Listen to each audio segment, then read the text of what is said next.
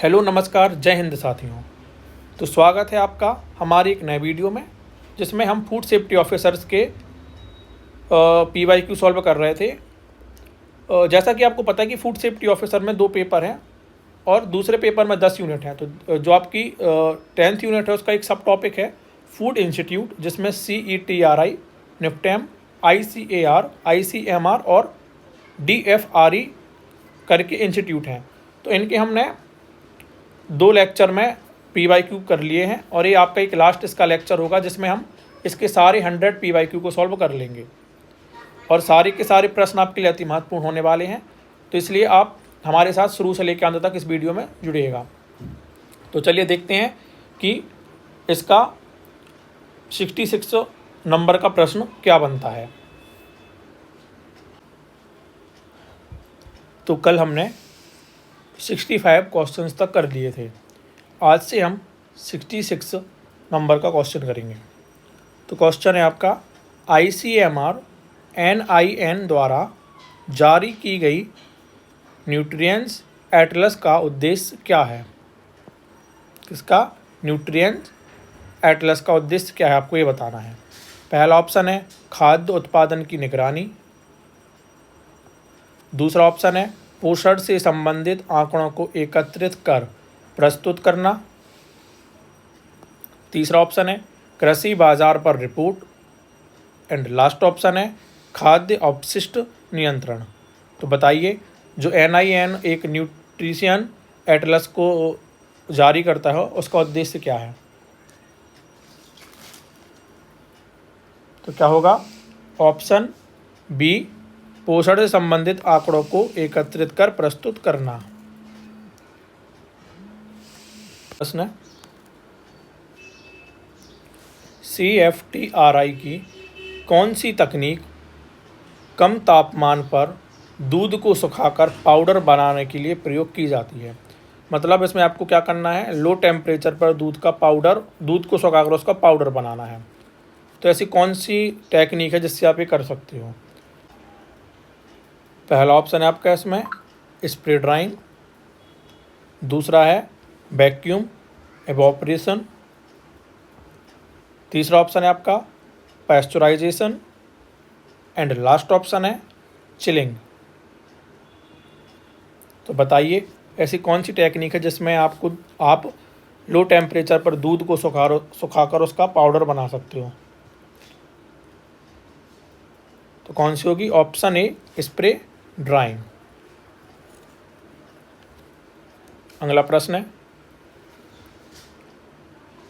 DRDO और DFRL द्वारा विकसित सेल्फ हीटिंग फूड पैक किस रासायनिक प्रक्रिया पर आधारित है। मतलब आपको यह बताना है कि सेल्फ हीटिंग फूड एक पैक है, ये कौन से रासायनिक प्रक्रिया पर आधारित है। और दूसरी आपको इसके में एक चीज़ याद रखना है कि इसको विकसित किसने किया है। तो DFRL ने इसको विकसित किया है। पहला ऑप्शन है आपका एंडोथर्मिक रिएक्शन। दूसरा ऑप्शन है इलेक्ट्रोकेमिकल रिएक्शन। तीसरा ऑप्शन है आपका exothermic reaction. And last option है न्यूट्रलाइजेशन रिएक्शन। तो आपको बताना है सेल्फ हीटिंग फूड पैक किस रासायनिक प्रक्रिया पर आधारित है। बताइए क्या सही आंसर होगा। Option C exothermic reaction.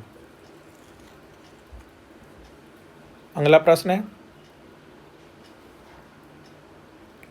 फसाई द्वारा जैविक भारत लोगो किस प्रकार के उत्पादों पर प्रयोग किया जाता है। मतलब एक लोगो होता है जैविक भारत करके, तो आपको बताना है कि ये किस प्रकार के प्रोडक्ट पर यूज किया जाता है। पहला ऑप्शन है आपका प्रोसेस्ड फूड। दूसरा ऑप्शन है आपका ऑर्गेनिक फूड। तीसरा ऑप्शन है फोर्टिफाइड फूड।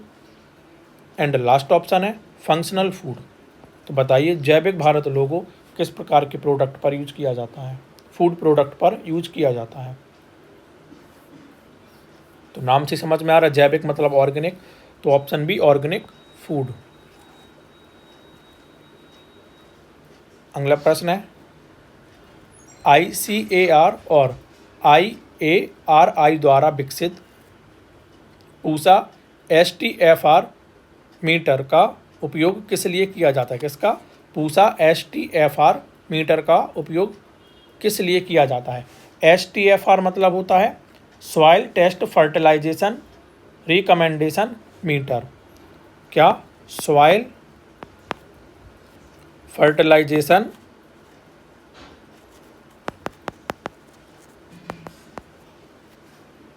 रिकमेंडेशन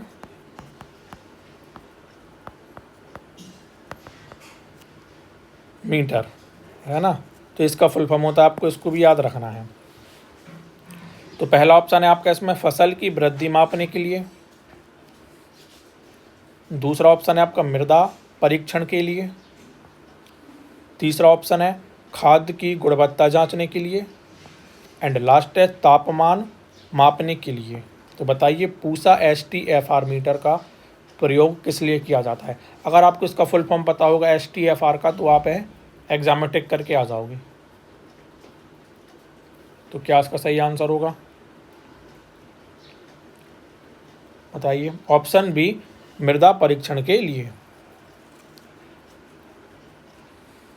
अगला प्रश्न है ICMR की गाइडलाइन के अनुसार एक वयस्क पुरुष को प्रतिदिन कितना कैल्शियम लेना चाहिए? कितने कैल्शियम की आवश्यकता होती है? मतलब आपको यह बताना है कि एक वयस्क पुरुष के लिए कितना कैल्शियम चाहिए होता है। पहला ऑप्शन है 500 मिलीग्राम। दूसरा ऑप्शन है 600 मिलीग्राम। तीसरा ऑप्शन है 1000 मिलीग्राम। एंड लास्ट ऑप्शन है 1200 मिलीग्राम। तो बताइए कितने मिलीग्राम कैल्शियम की आवश्यकता होती है एक वयस्क पुरुष को प्रतिदिन? तो क्या होगा इसका सही आंसर? ऑप्शन सी 1000 मिलीग्राम प्रतिदिन। अगला प्रश्न है निफ्टएम का कौन सा केंद्र फूड स्टार्टअप्स को तकनीकी सहायता व प्रशिक्षण प्रदान करता है? पहला ऑप्शन है CIFAL। दूसरा ऑप्शन है FBRC। तीसरा ऑप्शन है FVIC। एंड लास्ट ऑप्शन है FITC। तो कौन प्रशिक्षण देता है फूड स्टार्टअप के लिए? तकनीकी सहायता और प्रशिक्षण दोनों देता है। कौन देगा? तो ऑप्शन सी FIBC। क्या?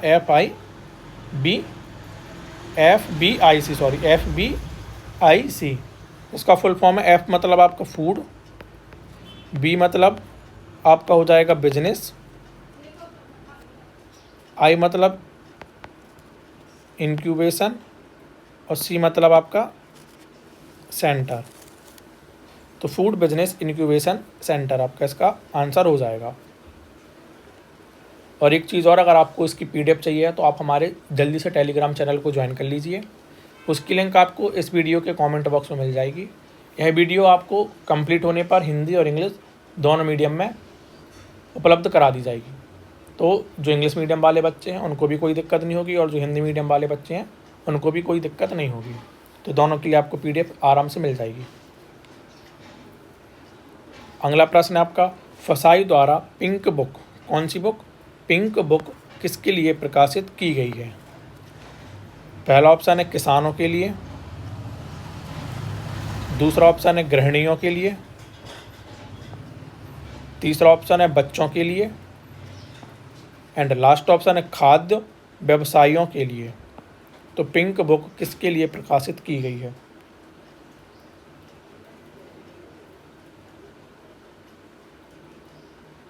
किसके लिए की गई है? ऑप्शन बी गृहिणियों के लिए। अगला प्रश्न है CFTRI का कौन सा अनुसंधान क्षेत्र फंक्शनल फूड से संबंधित है? पहला ऑप्शन है फूड माइक्रोबायोलॉजी। खाओ बेस्ड फंक्शनल डेयरी प्रोडक्ट में कौन सा बायो एक्टिव कंपोनेंट जोड़ा गया है? पहला ऑप्शन है आपका ओमेगा 3 फैटी एसिड, दूसरा ऑप्शन है लाइकोपेन, तीसरा ऑप्शन है फाइटोस्ट्रॉल एस्टेरॉल एंड लास्ट ऑप्शन है CLA मतलब कॉन्जुगेटेड लिनोलेक एसिड। तो बताना है आपको कि खाओ बेस्ड फंक्शनल डेयरी प्रोडक्ट में कौन सा बायोएक्टिव कंपोनेंट जोड़ा गया है। तो कौन सा जोड़ा गया है? Option D CLA। कौन सा? Option D CLA। अगला प्रश्न है,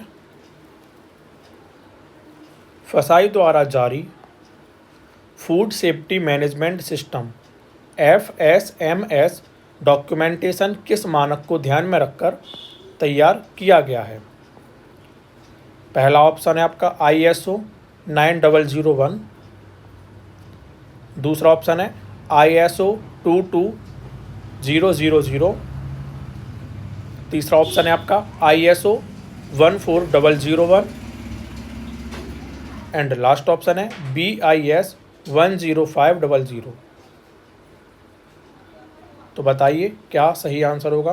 किस मानक को ध्यान में रखकर food safety management system documentation तैयार किया गया है?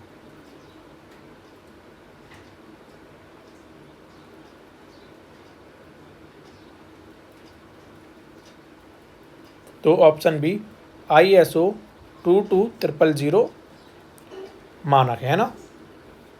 अगला प्रश्न है, ICMR और NIN की डेयरी गाइडलाइंस फॉर इंडियंस 2020 संस्करण में प्रतिदिन कितनी मात्रा में दृश्य वसा मतलब विजिबल फैट की सेवन की सिफारिश की गई है?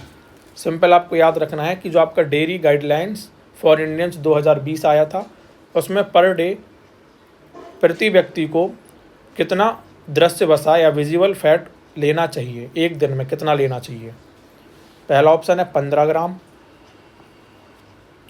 दूसरा है आपका 20 ग्राम, तीसरा ऑप्शन है 25 ग्राम एंड लास्ट ऑप्शन है 30 ग्राम। तो बताइए कितने ग्राम प्रतिदिन विजिबल फैट का सेवन करना चाहिए?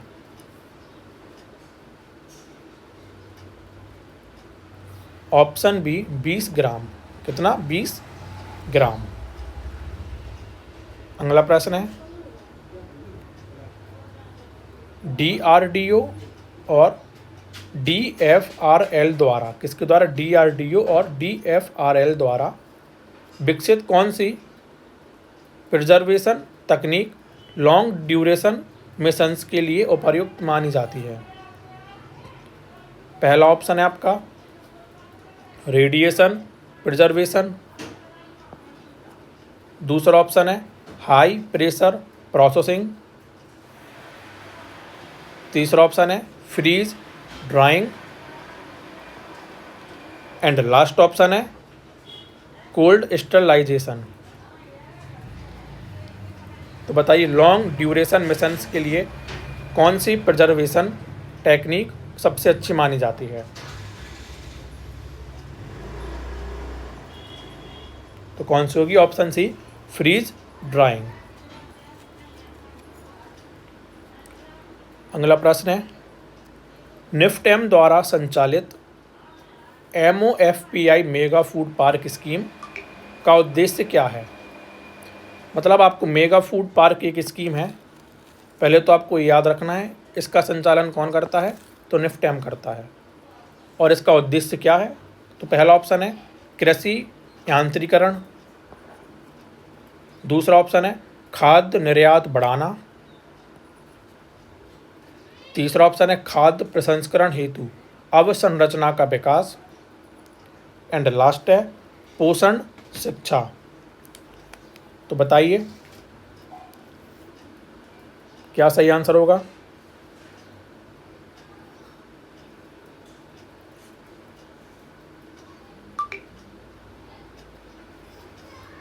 तो क्या होगा इसका सही आंसर? ऑप्शन सी, खाद्य प्रसंस्करण हेतु अवसंरचना का विकास। अगर आपको क्वेश्चन आ जाए कि मेगा फूड पार्क स्कीम की शुरुआत कब हुई, तो आपको ये भी पता होना चाहिए कि कब इसकी शुरुआत हुई। तो कब हुई इसकी शुरुआत? 2008 में। कब हुई? 2008 में। और आपको ये भी याद रखना है कि मध्य प्रदेश में कितने मेगा फूड पार्क हैं। तो मध्य प्रदेश में 2 मेगा फूड पार्क हैं। कितने हैं? मध्य प्रदेश में 2 मेगा फूड पार्क हैं। एक अब आपका अवंती मेगा फूड पार्क और एक आपका हो जाएगा इंडस मेगा फूड पार्क। तो ये आपको दोनों मेगा फूड पार्कों के भी नाम याद रखने हैं। अगला प्रश्न है, फसाई द्वारा +F लोगो, कौन सा? +F लोगो किसके लिए प्रयोग किया जाता है? पहला ऑप्शन है आपका फ्लेवर्ड फूड। आपने देखा होगा कि +F करके लिखा रहता है, तो उस लोगो का प्रयोग किस लिए किया जाता है? पहला ऑप्शन है आपका फ्लेवर्ड फूड, दूसरा ऑप्शन है आपका फंक्शनल फूड, तीसरा ऑप्शन है फोर्टिफाइड फूड एंड लास्ट है फास्ट फूड्स। तो बताइए +F जो लोगो है इसका प्रयोग किस लिए किया जाता है? तो ऑप्शन सी, फोर्टिफाइड फूड्स। अगला प्रश्न है, ICAR द्वारा विकसित बायो फोर्टिफाइड वेराइटीज किसके लिए महत्वपूर्ण हैं? पहला ऑप्शन है जल संरक्षण, दूसरा ऑप्शन है रोग प्रतिरोधक फसलों के लिए, तीसरा ऑप्शन है पोषक मूल्य बढ़ाने के लिए एंड लास्ट ऑप्शन है फसल अवधि कम करने के लिए। सारे के सारे जो आपको मैं प्रश्न करा रहा हूँ सारे किसी न किसी राज्य लोक सेवा आयोग में पूछ लिए गए हैं और MBPS द्वारा पूछे जाने की 100% संभावना है। तो सारे प्रश्नों को आप रट लीजिए और इसके ऐसे कोई भी वर्ड है तो उसका इर्द गिर्द का भी ऐसे आप थोड़ा बहुत याद रखें। जैसे मैंने आपको मेगा फूड पार्क के 1-2 एक्स्ट्रा फैक्ट बता दिए, तो ऐसे आपको हर चीज़ के 1-2 फैक्ट खुद से कर लो आप, या फिर मैं इसके लिए आपको एक थ्योरी क्लास भी लेके आऊँगा। पूरे जो आपके टॉपिक्स हैं यूनिट 10 के सारे के थ्योरी बेस्ड लेक्चर्स भी हम लेके आएंगे, तो आप उसको भी आप देख सकते हो, है ना। तो इसका सही आंसर क्या होगा बताइए? ऑप्शन सी, पोषण मूल्य बढ़ाने के लिए। किसके लिए? पोषण मूल्य बढ़ाने के लिए।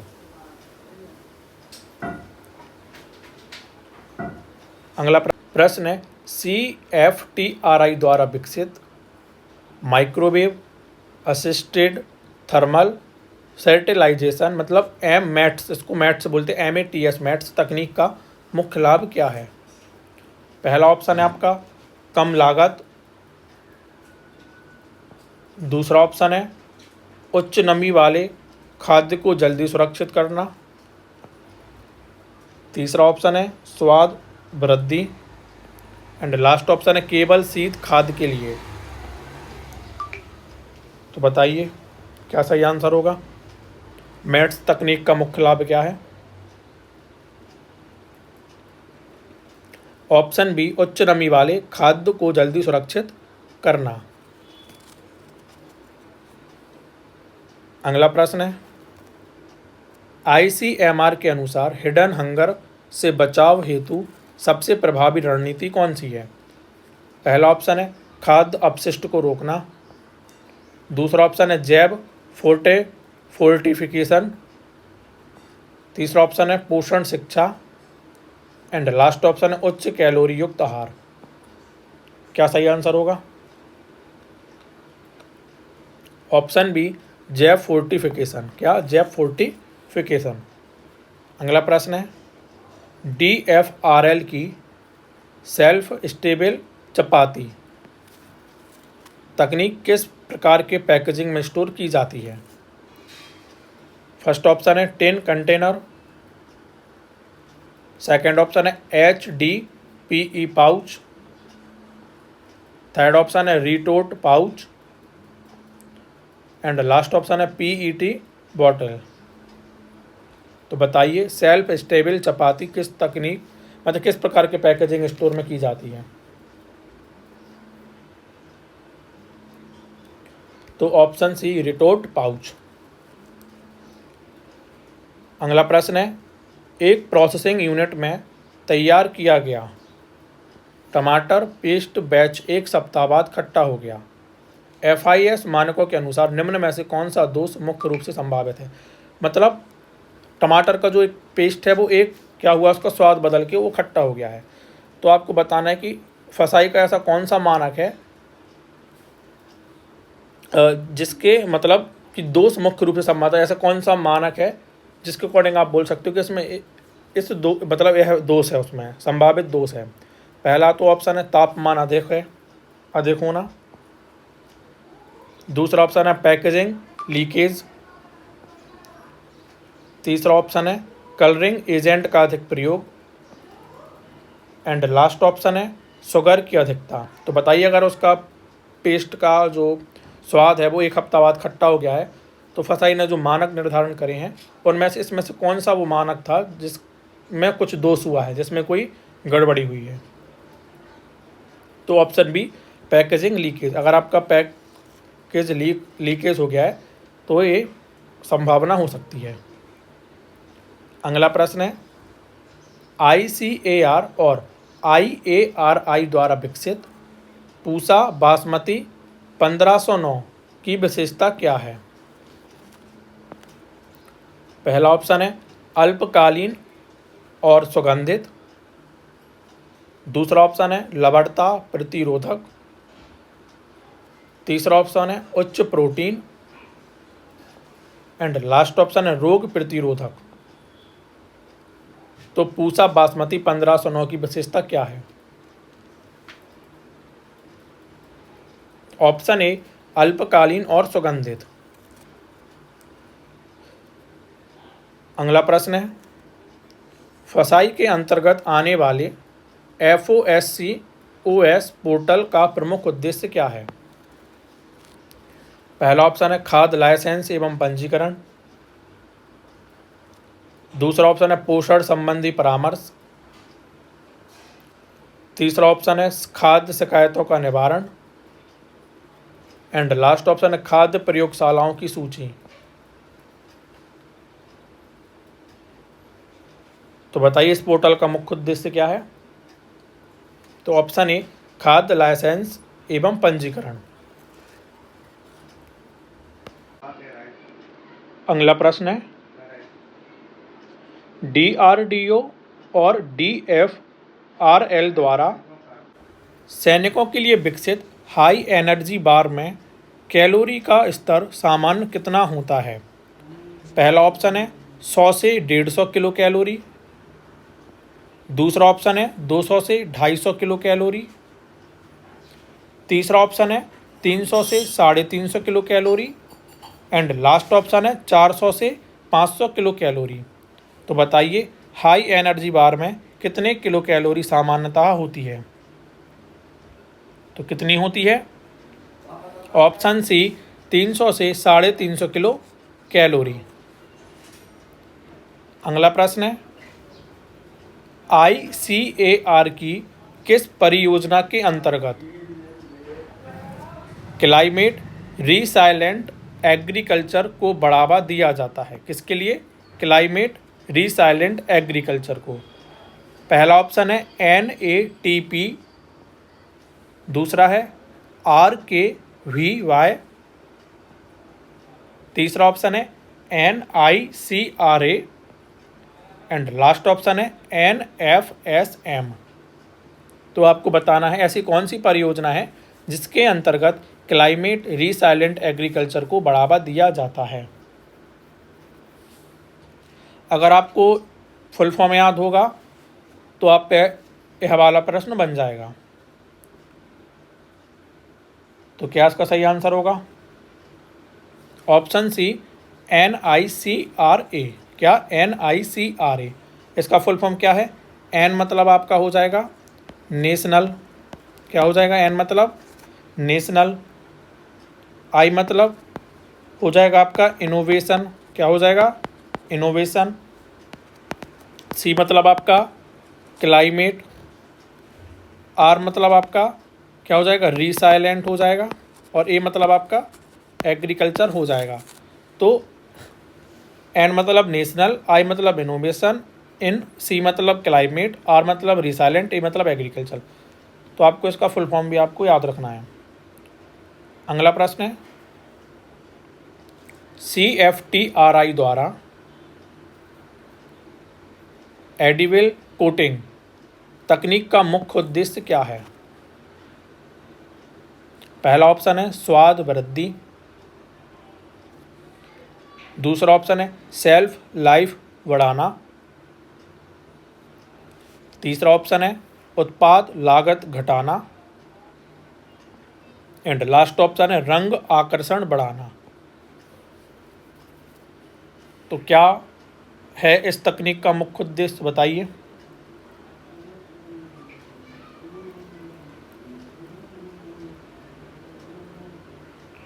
ऑप्शन बी सेल्फ लाइफ बढ़ाना।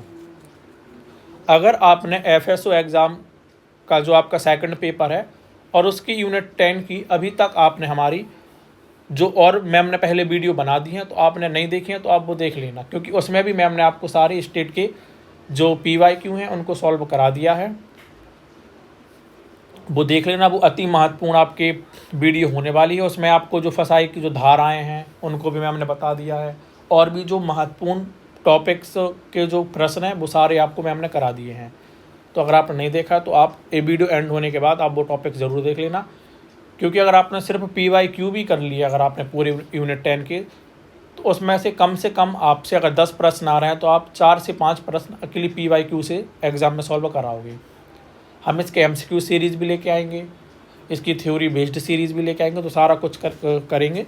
बट आपको हमारे वीडियो को ज़्यादा से ज़्यादा आपको शेयर करना है और हमारे चैनल को सब्सक्राइब भी करना है।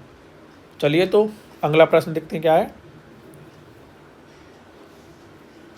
NIFTEM द्वारा प्रस्तावित फूड सेफ्टी रेटिंग सिस्टम में कौन सा प्रतीक उपयोग होता है? किसमें? फूड सेफ्टी रेटिंग सिस्टम में। पहला ऑप्शन है ब्लू स्टार,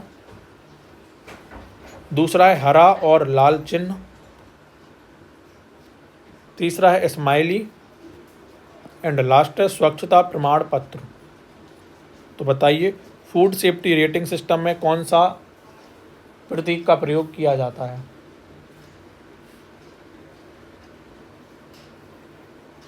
तो क्या होगा? Option C smiley. आपने देखा होगा ऐसा कुछ होता है, तो ये आपका स्माइली का हो जाएगा। अगला प्रश्न है, ICMR और NIN की रिपोर्ट के अनुसार भारत में एनीमिया की प्रमुख वजह क्या है?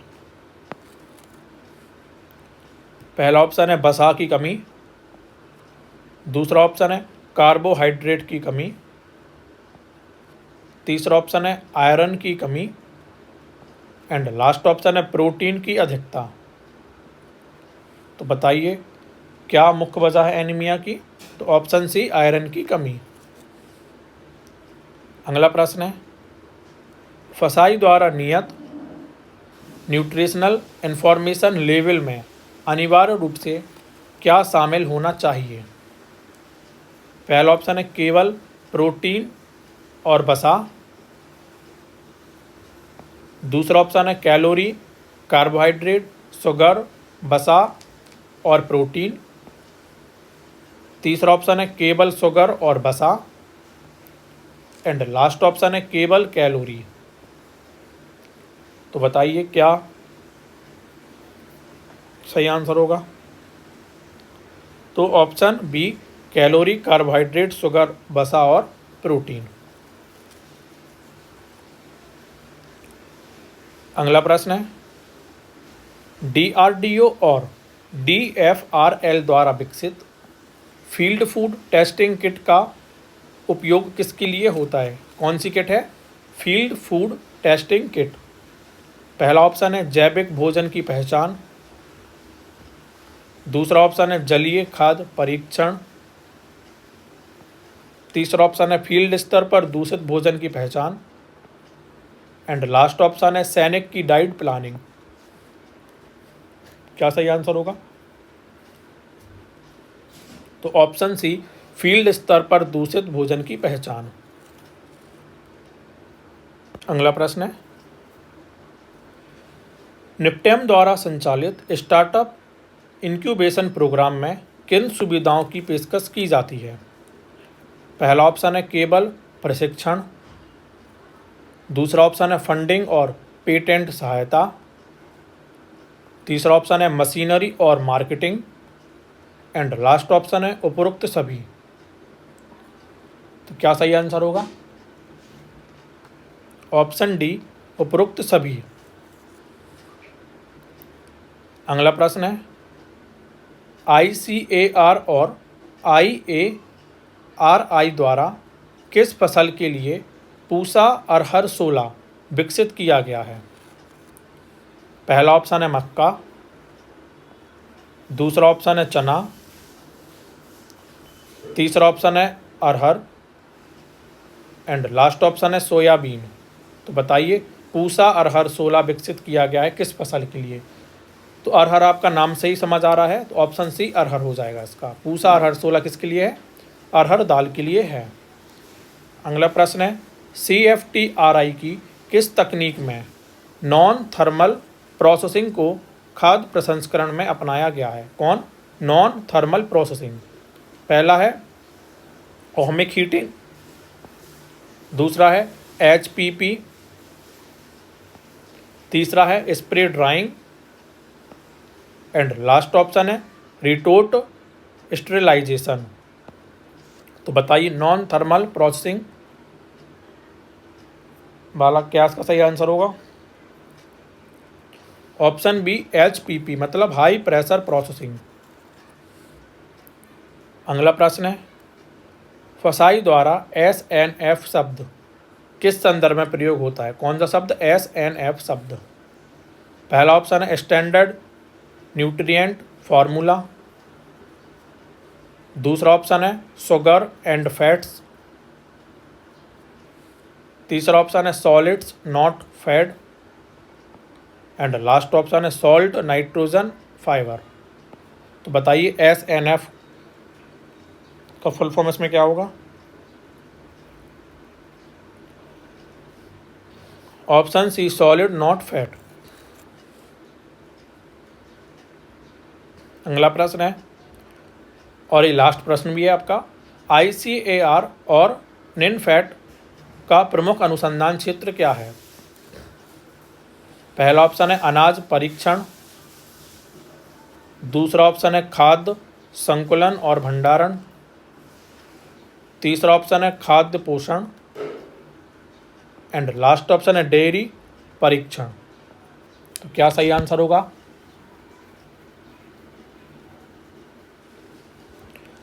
तो ऑप्शन बी खाद्य संकुलन और भंडारण। तो इसी के साथ जो आपका पेपर 2 का यूनिट 10 का एक सब टॉपिक था फूड इंस्टीट्यूट करके, उसके हमने 100 PYQ सॉल्व कर लिए हैं।